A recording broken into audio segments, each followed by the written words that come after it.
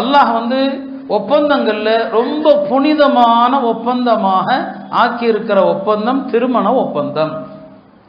உலகத்தில் எத்தனையோ ஒப்பந்தம் நடக்குது, ரெண்டு மனிதர்களுக்கு மத்தியில, ரெண்டு பிரிவினருக்கு இடையில எத்தனையோ ஒப்பந்தங்கள் நடக்குது இல்லையா? வியாபார ஒப்பந்தமா இருக்கலாம், கடன் ஒப்பந்தமா இருக்கலாம், அடமான ஒப்பந்தமா இருக்கலாம், எத்தனையோ ஒப்பந்தங்கள் இருக்குது. ஒப்பந்தங்கள்ல தூய்மையான ஒரு ஒப்பந்தம் எதுங்க? திருமணங்கிற ஒரு ஆணுக்கும் பெண்ணுக்கும் இடையில் ஏற்படுகிற ஒப்பந்தம் தான். அதனாலதான் அல்லாஹ் தஆலா இந்த ஒப்பந்தத்தை மீசாகன் கலீதா, ஒரு உறுதியான ஒப்பந்தம் என்று அல்லாஹ் குறிப்பிடுவான். இது ஒரு அழகான ஒப்பந்தம். இது பெருமானார் ஸல்லல்லாஹு அலைஹி வஸல்லம் அவர்கள் தன்னுடைய அந்த கடைசி ஹஜ்ஜினுடைய அந்த பிரசங்கம் பல லட்சக்கணக்கான மக்கள் முன்னால விடைபெறுகிற நேரத்தில் செய்கிற பிரசங்கம் அது. அந்த பிரசங்கத்தில் நபி ஸல்லல்லாஹு அலைஹி வஸல்லம் அவங்க இந்த திருமண உறவு, கணவன் மனைவிங்கிற உறவு பற்றி எல்லாம் பேசுறாங்க.